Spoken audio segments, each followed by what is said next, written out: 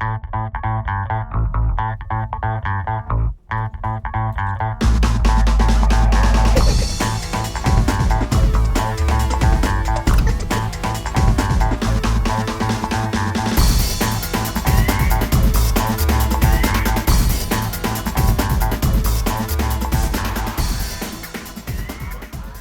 back to the fourth video in our series explaining Homeline's Minnesota Renters Agenda.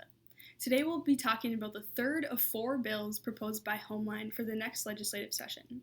And this one's all about heat and repairs.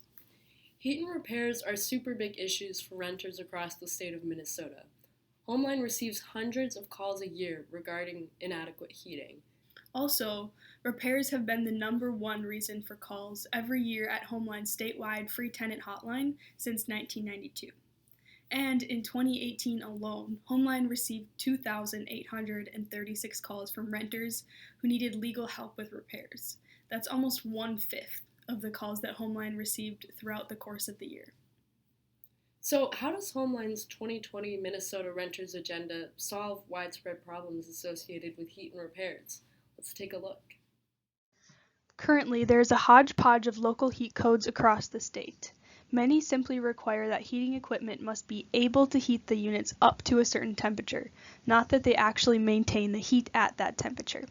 This leaves many Minnesotans who rent living in uncomfortably low temperatures in their homes, as they either lack a local heat code or are covered under an inadequate heat code.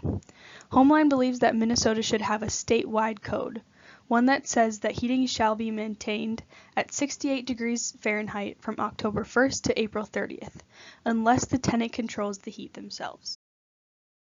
The second part of this bill has to do with access to emergency repairs. Currently, it costs around $70 to file a court case to address regular repairs, like leaky faucets or mold.